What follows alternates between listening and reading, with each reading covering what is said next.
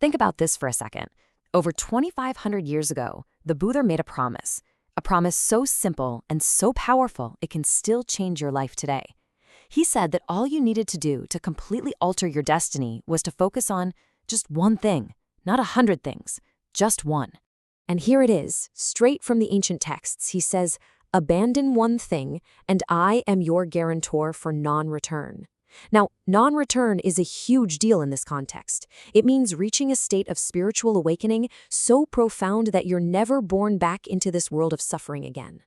The Buddha literally put his own name on the line for this. I mean, that's an absolutely incredible level of confidence. So you have to ask, right? What on earth is this mysterious, powerful one thing? If you could genuinely transform your entire life by focusing on a single element, what would that even be? Well, that is exactly what we are going to unpack right now. Now, here's the fascinating part. The Buddha wasn't pointing to some single secret flaw that's hidden in all of us. No, it's more like he was revealing a powerful principle.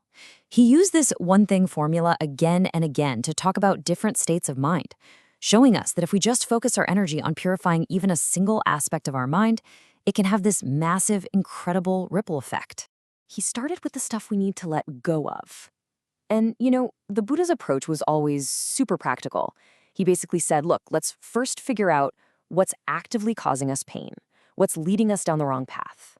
By abandoning just one of these things, the whole structure of our suffering can actually start to fall apart. So the first one thing he brings up is lobha. This is greed or covetousness. You know that feeling, that insatiable wanting, that constant itch for more. It's not just about wanting stuff. It's the deep down belief that our happiness is always just around the corner, in the next thing we get. And the texts are crystal clear about what happens next. When we're totally overcome by this kind of greed, we're headed for what's called a dukkati, a painful destination, a really unhappy state of being. The cause and effect here is totally direct. The second one thing to abandon is dosa. Think of this as the whole spectrum of negativity we point outwards, so hatred, ill will, aversion. It's that burning, destructive energy that pushes people away, creates conflict, and in the end, just poisons our own heart. And see the pattern here? The outcome is exactly the same. A mind that's filled with hatred is also creating the conditions for a painful future. It's like this universal law. Whatever you cultivate in your mind is what ends up shaping your reality. Now, the third root is maybe the trickiest one, moha. This is delusion, or a kind of fundamental ignorance. And look, this isn't about being unintelligent or not knowing facts. It's a really deep-seated confusion about how things really are. It's the mental fog that makes us chase after things that can't satisfy us and run away from things that actually could. And the list keeps going. The Buddha applied this exact same abandon one thing formula to things like koha, which is rage, maka, or contempt for other people, mana, which is conceit and pride, and tanha, which is that deep, thirsty craving. Any one of these, on its own, is a powerful enough anchor to keep us stuck in suffering. But he gives this one really special warning about masawaivada, and that's deliberate false speech, or lying. The message here is so profound. The Buddha says that for a person who lies consciously, without any shame, there is no other evil that's off limits. It's like basic honesty is the very bedrock of a moral life. Once that's gone, the entire structure can just collapse. Okay, so that's the problem. But see, the Buddha never just left you with the problem. He always showed you the solution. He used that exact same one thing principle to show us the positive qualities we should be growing, the states of mind that directly fight against suffering and lead us toward peace. So where do you start? Well, the most important thing you can do internally is to cultivate yoniso manasikaro. This basically means wise or systematic attention.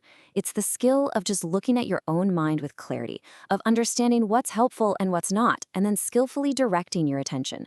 It is literally the engine for all positive change. And then he pointed to the most helpful external thing, kalyana mitta, or good friendship. This just means surrounding yourself with wise, supportive people.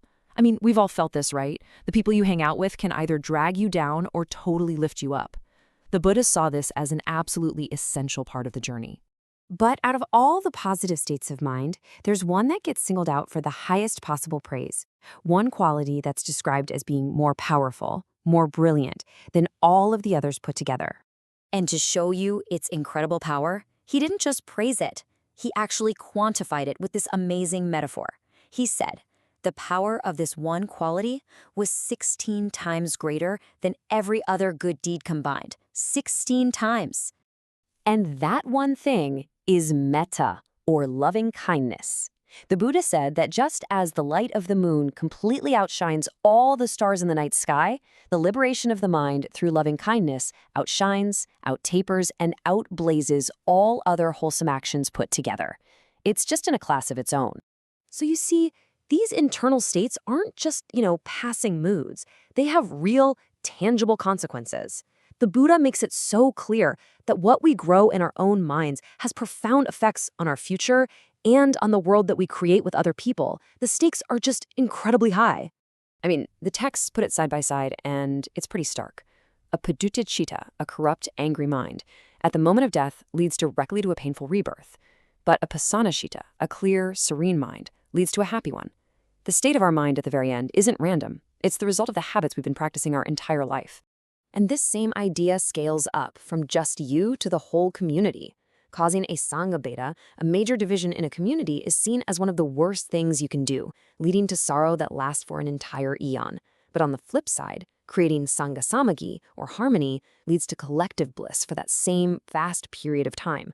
Our actions literally create worlds.